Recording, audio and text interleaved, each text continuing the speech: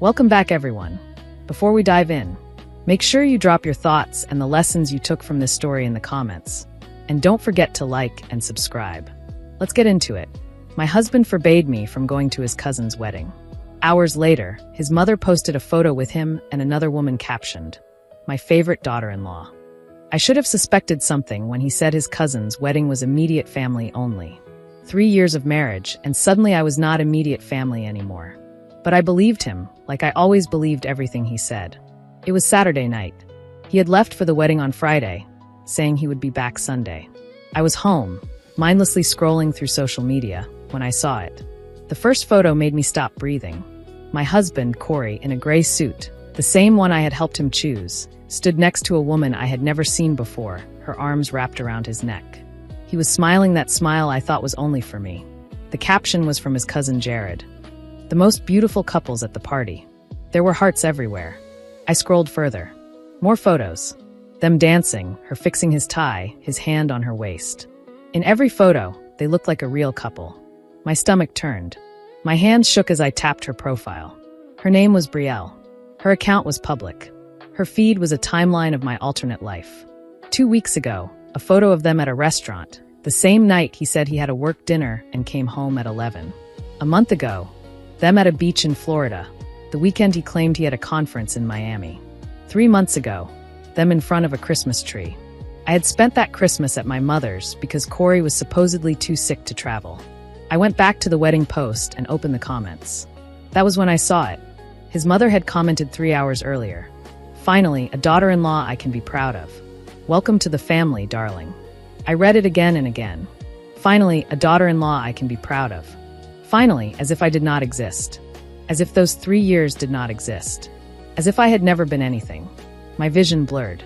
I dropped my phone on the couch and stumbled into the kitchen, grabbing the counter and trying to breathe. My reflection in the window glass startled me. I looked small and lost, like someone watching her own life from outside. I forced myself back to the couch, picked up my phone, and kept looking. There had to be an explanation, but there was not. The more I scrolled, the more obvious it became. The dates matched perfectly. Every lie, every excuse, every urgent trip and late night at the office fit into a pattern I had been too trusting to see. Corey was living 2 completely separate lives. And in that other life, with that family, with those people, I did not exist. I opened the wedding photos again and studied each one with a strange calm that settled over the shock. His entire family was there, all smiling, all celebrating, all pretending I had never happened. I checked Corey's profile. The last photo he had posted with me was 8 months ago. On his page, there was no indication he was married. None. But on Brielle's profile, there were dozens of photos, videos, saved stories. An entire life of moments he had never shared with me. I looked at the clock. It was 10:30 at night. He would be back around noon. I had about 14 hours to decide what to do. One thing I already knew. I was not going to confront him immediately. I was not going to give him time to prepare more lies. I was going to investigate. I was going to find out exactly how deep this betrayal went. Then I would decide how to destroy the castle of lies he had built. I grabbed my laptop and started taking screenshots methodically. Every photo, every comment, every caption that placed him with Brielle when he had told me he was somewhere else. The pain would come later. Right then, I needed evidence. I did not sleep that night. Every time I closed my eyes, I saw his smile in those photos, Brielle's hands on him, his mother's comment burning behind my eyelids. So I kept digging. Brielle's bio read, "Living my best life," with a ring emoji. I zoomed in on her posts, looking for it. I found it in a post from 6 months ago. A simple gold band with a small diamond. The caption read, "He finally made an honest woman out of me 6 months ago." 6 months ago, while Corey still wore the ring I had put on his finger 3 years earlier. I felt sick, ran to the bathroom, and dry heaved over the toilet. Nothing came up. When I came back, I forced myself to keep looking. I scrolled back 2 years on Brielle's profile. That was when Corey's face started appearing. At first, it was a group photo at what looked like a company event. 2 weeks later, it was just the two of them at a coffee shop. Best Monday morning ever. I checked my calendar. That same day, he had said he had an early meeting and came home at noon, saying it had been canceled. He had been in a great mood. I cross-referenced everything. Every time I remembered him being absent or busy, she had a photo. 3 months in, Weekend getaway to the mountains in Colorado. My notes. Corey visiting sick uncle in Denver. 6 months. A fancy restaurant in Champaign. Celebrating 6 months with this amazing man. My memory. Corey working late on the Johnson account again. 9 months, a concert. Best date night ever. My journal entry from that night. Another work event I am not invited to. Starting to feel like I am not part of his life anymore. I had written it, felt it, and still dismissed my instincts. 1 year into their relationship, there was a beach vacation in South Carolina, 5 days of paradise with my love. I had texted my sister Nicole that week. Corey is at that conference in Miami. House feels so empty. Their first anniversary post stopped me cold. A carousel of photos at restaurants I recognized. Places Corey had told me he would never return to because the service had been terrible. Then I saw it. A photo at his parents' house during a family barbecue. He had told me his father's health was declining, that they were keeping gatherings small and limited to immediate family. There, in Brielle's post from 8 months ago, were his parents, siblings, cousins, Corey, and Brielle in the center, his arm around her shoulders. Everyone smiling like it was completely natural. 8 months ago, I had asked him about family gatherings. They're keeping things small, he had said. Just immediate family. You know how they are. I had accepted it, felt hurt, but accepted it. But their Brielle was being welcomed as immediate family while I was being erased. Their Christmas photos were worse. Brielle had posted a full family Christmas in his parents' living room. Presents, pajamas, his mother's arm around Brielle, his father shaking Corey's hand, his siblings and cousins all around them. A complete Christmas without the actual wife. I had spent that same Christmas at my mother's in North Carolina because Corey said he was too sick to travel. He had video called me for 10 minutes, wrapped in a blanket, complaining about a fever. I had felt guilty for being disappointed. The rage that hit me as I stared at those photos was white hot. I wanted to call him, to scream, to demand answers. I wanted to ask how he could look me in the eye every day and lie so completely. But something stopped me. A hard, clear, calculating. Calm settled over the rage. If I confronted him now, he would twist it. He had 2 years of practice lying to both of us. He was good at it. But I had something he did not know I had, information. Evidence. Screenshots that could not be talked away. At 4 a.m, I saved the last screenshot, closed the apps, and started planning. Corey came home at noon, exactly as he said he would. I heard his key in the lock and forced myself to breathe normally. I sat on the couch with my laptop open to a work document I had not actually read. Hey babe. He dropped his overnight bag and leaned down to kiss my forehead. Miss me? The casual tone almost knocked the air out of me. Of course. How was the wedding? He sat down, already pulling out his phone. It was good. Cousin Jared went all out. He started swiping through photos to show me. He had chosen them carefully. The venue, decorations, him with cousins, him with his parents, group shots strategically framed so Brielle was either cropped out or just out of view. Beautiful, I said. The ceremony was really moving, he went on. And the food was amazing. Did you dance? I asked. He did not hesitate. Just with my mother and cousin Lauren. You know I am not much of a dancer. He smiled that same smile from Brielle's posts. Wish you could have been there, but you know how my family is. Immediate family only. Exactly, I said quietly. He stretched. I am exhausted. Traffic the whole way back. I had checked the route that morning. It was a 2-hour drive, maybe 2.5 with traffic. Brielle's breakfast photo had been posted at 9:15. When did you leave? I asked. Around 8, he said, yawning. Wanted to beat the rush. Did not really work. Lie number 1000, delivered easily. Did you get any photos of you? I asked. He laughed. You sound like my mother. She took 1 million. They're on her phone. I will get them later. I would love to see them, I said. I will make sure she sends them, he promised, already heading toward the stairs. Going to shower. This suit needs cleaning. The gray suit. The one Brielle had adjusted in those photos. Sounds good, I replied, keeping my voice even. I listened to the shower start, then opened my phone and checked Brielle's stories. Her latest post from an hour ago was a shot of her and Corey's mother, both smiling. Already missing this weekend. Best time with the best people. I set my phone down, made coffee I did not want, and stared out the window, feeling something inside me harden. That evening, Corey ordered pizza. We watched a movie. Halfway through, he fell asleep with his head on my shoulder, his phone face down on the coffee table like always. I sat perfectly still, listening to him breathe and cataloging the red flags I had ignored for years. Phone always face down. Stepping outside for calls. Team dinners that never included spouses. Family events I was never invited to. Separate cars to gatherings. Vague explanations that left me feeling unreasonable whenever I asked for clarity. I had called it trust. He had counted on that. My phone buzzed.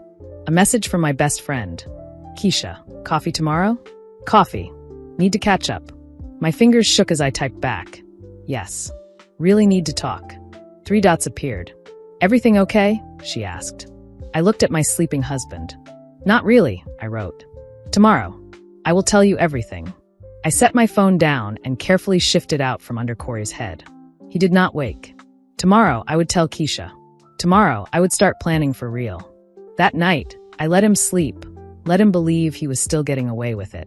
The version of me who believed everything had died sometime between the wedding photos and the Christmas pictures. He had no idea who he was dealing with now. I met Keisha at our usual coffee shop Monday morning. I had called in sick to work because there was no way I could sit at my desk pretending everything was normal. One look at my face, and she pulled me into a hug. Tell me, she said when we sat down. So I did. I showed her everything. The posts, the screenshots, the timeline I had built showing every lie and every overlapping event. Keisha's face shifted from disbelief to fury to disgust. What are you going to do? She finally asked. I need him to face what he has done, I said. I need his family to know. I need all of them to see the consequences. So you want to expose him publicly in a way he cannot spin, Keisha said slowly. Especially his family, since they have been pretending you do not exist while celebrating her. I nodded. Then they need to be there when it all comes out. She grabbed her phone. Let me make a call. To who? I asked. Remember Reggie, the bartender I dated for 5 minutes? She said. He works at that upscale place downtown that hosts private events, including for your husband's family. 10 minutes later, we were at his bar, closed during the day, but Reggie let us in and poured coffee. I told him the whole story and showed him photos of Corey's family. Reggie's expression darkened. I know them, he said. We are catering their annual family dinner next month. First Saturday in November. Big deal. Whole extended family, about 30 people. My heart sped up. Will she be there? I asked. If what you are saying is true, definitely, he said. They booked the private dining room. Keisha looked at me. That is your moment. I swallowed. I cannot just show up. Corey would stop me before I got near them. Reggie shook his head slowly. What if the truth showed up without you? He said. I can get you access. Not to crash the dinner, but to deliver information. To make sure everyone sees what they need to see. He looked tired and angry in a way that had nothing to do with me. My sister went through something similar, he added quietly. Her husband's family knew he was cheating and covered for him. By the time she found out, she had wasted 5 years. Someone should have told her sooner. I do not like cheaters, and I really do not like families who help them. We spent the next hour planning. Reggie knew the layout, the timing, the routine. They will all be there, he said. Parents, siblings, cousins. Corey will bring Brielle. He always does. The dinner was in 3 weeks. That gave me time to gather more evidence if needed, decide exactly how I wanted it to unfold, and put legal things in motion. On the drive home, Keisha was quiet. Are you sure? She asked eventually. Once you do this, there is no going back. I watched the city roll by outside the window. There is already no going back, I said. He destroyed our marriage. His family helped. I am just making sure everyone sees what they have done. The next 3 weeks passed in a strange blur. I went to work, came home, acted normal. I watched him lie every single day while I documented everything. The night before the dinner, he came home excited. Team dinner tomorrow night to celebrate a big work win, he said, kissing my cheek. Probably will be late. That is great, I said. You deserve it. He had no idea. Saturday evening, I dressed carefully. A simple black dress, understated jewelry, my hair pulled back neatly. I wanted to look like someone whose life was not falling apart, even though my heart was pounding. Keisha picked me up at 6. Reggie met us at the side entrance of the restaurant and led us through the kitchen. From there, we could see into the private dining room without being seen. There he was, Corey in a navy suit I had never seen before, sitting beside Brielle in a red dress, his hand resting on her knee under the table. His mother beamed at the head of the table. They looked like a real family. Reggie glanced at his watch. 5 minutes until the champagne toast, he said. I will announce that someone has a message for the table. That is your cue. The 5 minutes felt like 5 seconds. Then Reggie stepped into the room with a tray of glasses, spoke to Corey's father, and gestured toward the doorway. That was my moment. I walked in. The room went quiet. Utensils stilled. Conversations died mid-sentence. Hello, I said, my voice surprisingly steady. I am sorry to interrupt your dinner. My name is Alicia. I am Corey's wife. Brielle's face drained of color. What is she talking about, Corey? She whispered. His mother shot to her feet. This is inappropriate. You need to leave. I am his wife, I repeated. We have been married for 3 years, together for 5. I opened the folder in my hand and stepped closer to the table. And for the past 2 years, while you have all been welcoming Brielle, I have been at home, invisible. I laid our wedding photo on the table, then a copy of our marriage certificate. Last Christmas, when Corey said he was too sick to travel, he was here with you. With her. Gasps rippled around the room. Some faces showed shock. Others guilt. This is absurd, his mother snapped. Is it? I turned to Brielle. Did you know he was married? Her hands were shaking now. No, she whispered. He told me he had been divorced for years. He is not divorced, I said. He is married to me. Right now. I pulled out more pages. Screenshots of Brielle's posts and my calendar notes, printed side by side. January 15th. You posted a ski trip in Colorado, I said. He told me he was visiting his sick uncle in Denver. March 3rd. Your anniversary post. He told me he was at a work conference. June 10th. This family barbecue you are all in. He told me his father was too ill for visitors. Brielle stepped back from the table like she had been slapped. You lied about everything, she said to Corey, her voice breaking. Then she looked at his family. Did you all know? The silence was her answer. Oh my God, she whispered. You all knew. This whole time, and you just played along. Corey's mother tried to speak. Brielle, wait. No, Brielle said, grabbing her purse. We were planning to move in together. You told me you were doing the paperwork. There is an actual wife, and you let me plan a future anyway. She turned and walked out, tears streaking her face. The room erupted. His siblings talked over each other. His father sat stunned. His mother tried to regain control, insisting it was a misunderstanding, that things were complicated. Corey finally found his voice and started toward me. Alicia, please, let us talk about this. Talk. I laughed, a harsh, uneven sound. Explain 2 years of lies? Explain why your family treated me like I was nothing while they welcomed her? Explain the ring you gave her 6 months ago while still wearing mine. I looked him straight in the eye. I trusted you for 5 years. I made myself small so you could be comfortable. You were not confused. You were a coward. I gathered the photos back into my folder. I have already filed for divorce, I said quietly. The papers will be served Monday. Until then, you are not welcome in our home. Find somewhere else to sleep. I looked around the table, meeting each pair of eyes. You all knew. Every one of you. And none of you thought I deserved the truth. I hope you can live with that. Then I turned and walked out, my legs trembling but my head high. Behind me, the dinner dissolved into chaos. Keisha was waiting in the hallway. We left together without looking back. I stayed at Keisha's that night. I could not face the house that had become a stage for his double life. My phone buzzed nonstop, calls from Corey, his mother, his siblings. I turned it off. The next day, I woke up feeling like my chest was caving in and like I could breathe for the first time in years, both at once. On Monday, his brother Eric texted and asked to meet. Curiosity won. We met at a coffee shop. He looked tired and older than I remembered. I owe you an apology, he said. We all do. I told myself it was not my place to interfere. That was cowardice. My wife left me over it yesterday. She said she could not be married to someone who would be complicit. She was right. You all knew, I said. For 2 years. He nodded, shame written all over his face. Our father is not speaking to our mother, he said. She is furious you embarrassed the family. He is furious she helped hide it. My sisters are fighting. Corey is at my parents' house. Our father wants him out. Brielle blocked all of us. Her father pulled his investments. What Corey did to you, to her, it is unforgivable. I just wanted you to know some of us do not think this is okay. You deserved better. He left me sitting there with cold coffee and a strange mix of vindication and grief. Over the next few days, Keisha and Reggie helped me move out while Corey was at work. I took only what was mine and left my key on the kitchen counter with a copy of the divorce papers. Keisha made up her guest room. "Stay as long as you need," she said.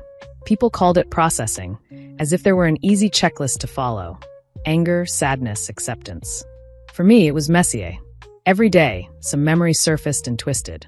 The way Corey had kissed my forehead before work, the way he held my hand in grocery store lines, the nights we watched movies together. I wondered if he had gone to see her afterward, if he had been comparing us. The messages started again on Tuesday.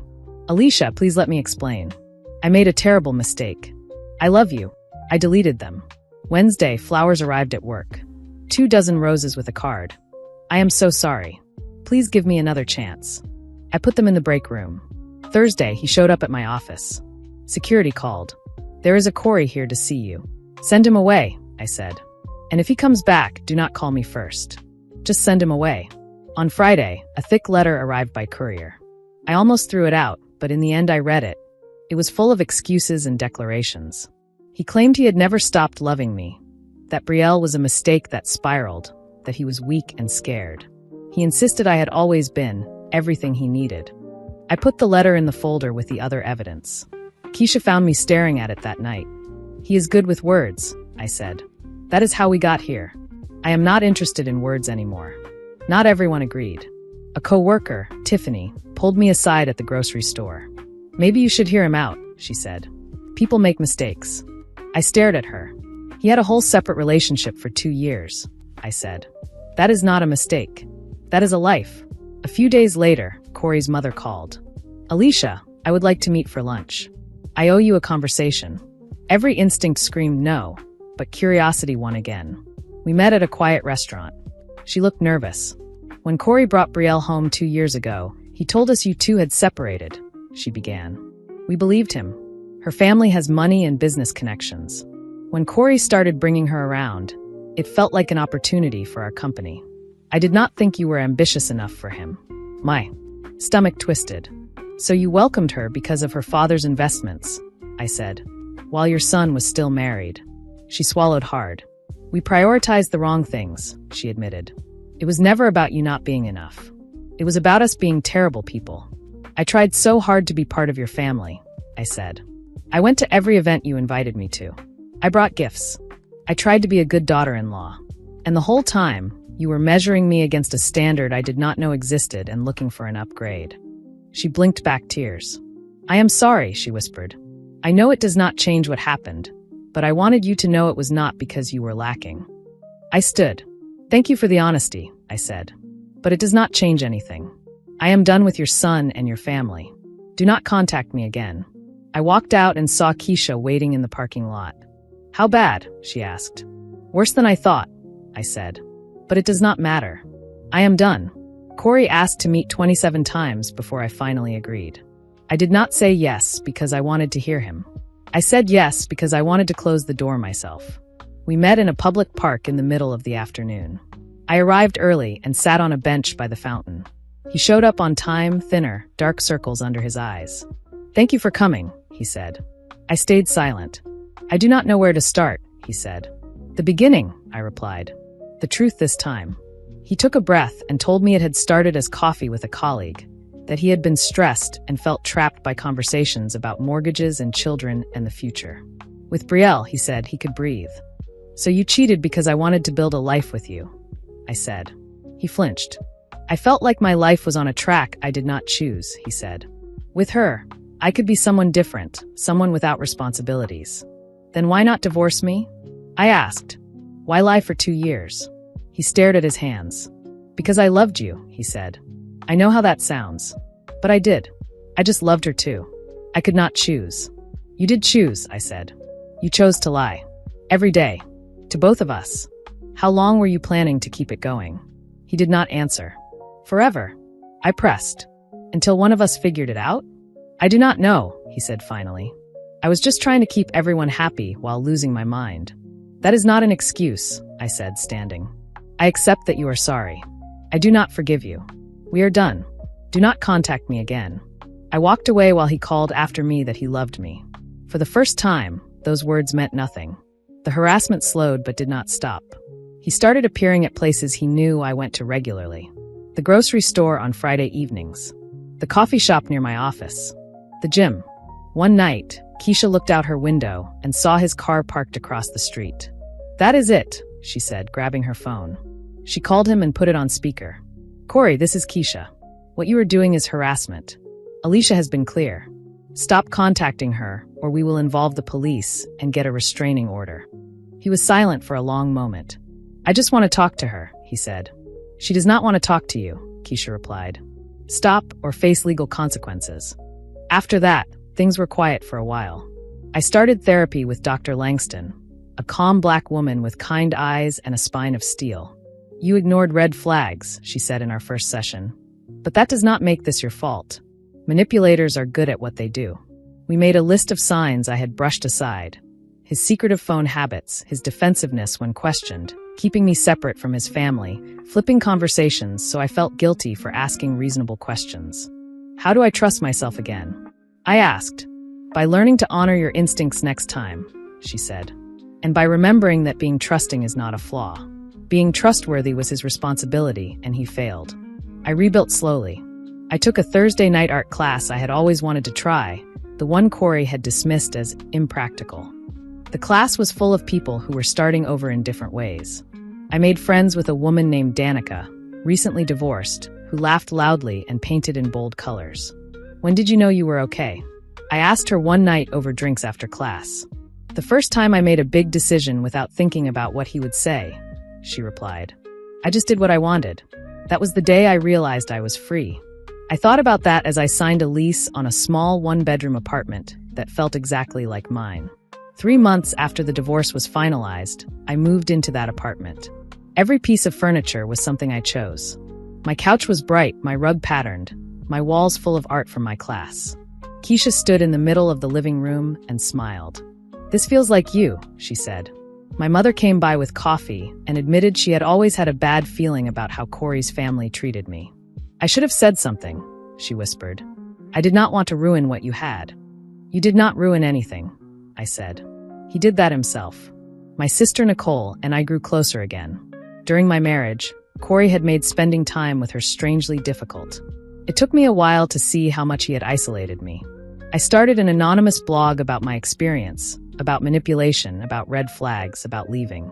I did not name anyone, did not post photos. I just told the truth. The response was overwhelming.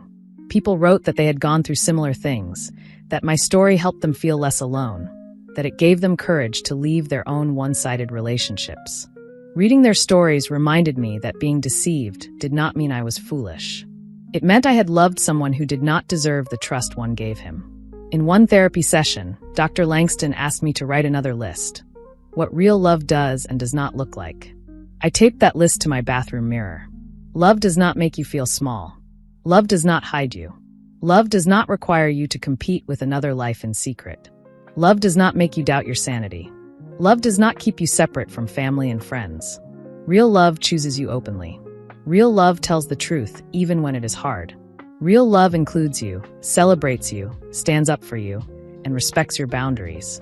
Some nights I still cried. Some days anger rose up out of nowhere. But more and more often, I felt something else, relief. Relief that it had ended when it did. Relief that I had walked away. 6 months after the divorce, I saw Corey at the grocery store. I was standing in the cereal aisle when I heard his voice behind me. "Alicia." I turned. He looked thinner, older, but it was him. "Corey," I said. My voice was calm. "Hi, how are you?" he asked. "I am good," I said. "You?" "I am okay," he replied. "Living downtown now. New job." "That is good," I said. Awkward silence stretched between us. "You look happy," he said. "I am," I answered. "I am glad," he said softly. "I have been wanting to say I am sorry one more time. For everything." "Okay," I said. Would you ever want to get coffee?" "No," I said. "But thank you for the apology. Take care, Corey." I picked up my cereal and walked away. When I reached my car, I waited for the wave of emotion I had feared for months. Grief, nostalgia, rage, but nothing came. He felt like a coworker I had not seen in years, not the center of my world. Later that week, a coworker, Calvin, mentioned he had heard that Corey's parents were selling their house and separating. His father, apparently, could not forgive his mother for her role in everything. Brielle had moved to another city and cut all ties. Actions had consequences, and Corey was finally living with his. His brother Eric texted to say Corey's new job was a step down and that most of the family barely spoke to him. I did not feel joy or pity, just distance. He was living his life. I was living mine. 1 year to the day after I first saw those wedding photos, I sat in a coffee shop working on a freelance design project. I had started taking on design work 6 months earlier, and it was slowly becoming a real side business. My phone buzzed. "Keisha, coffee later? Want to celebrate your 1-year freedom anniversary." I smiled and texted back, "Already having coffee. Meet me at the bookstore at 2. I looked around the cafe. I had become a regular there, joined a book club, made friends with the owner. This was my life now, quiet, steady mine. The bookstore that afternoon felt like a small celebration. Keisha hugged me so tightly I could barely breathe. 1 year, she said. How do you feel? Good, I said. Really good. A year ago, I thought I would be broken forever. I thought I would never trust anyone again. Now I know better. What he did was about him, not me. I am not broken.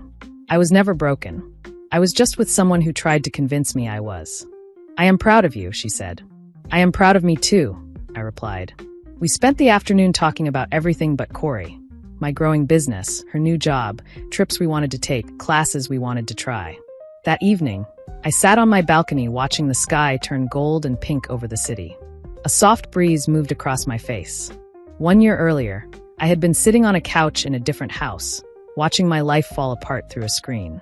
Now I was watching a sunset from a place I chose, surrounded by things that reflected who I truly was. My phone buzzed. A message from an unknown number appeared. Hi, Alicia. This is Devin from art class. I was wondering if you would like to get coffee sometime. No pressure. I stared at the message for a moment and thought about the quiet, kind man who always helped clean brushes and asked thoughtful questions. Was I ready? Did I want to risk feeling anything again? I remembered the woman I had been with Corey, the one who had made herself smaller, who had ignored her instincts, who had accepted being invisible. That woman was gone. The person I was now knew her worth. She knew what she would and would not tolerate. I typed slowly, feeling calm rather than afraid. Hi, Devin. Coffee sounds nice. How about Wednesday at 10? His reply came quickly. Perfect. Looking forward to it. I set my phone down and watched the last streaks of color fade from the sky. Maybe something would come of that coffee. Maybe not. Either way, I was not waiting for anyone to complete me. I was already whole. And for the first time in a very long time, that felt like enough. If you enjoyed this story, please like, comment, and share this video with your friends. Subscribe and turn on the notification bell so you never miss a powerful story drop.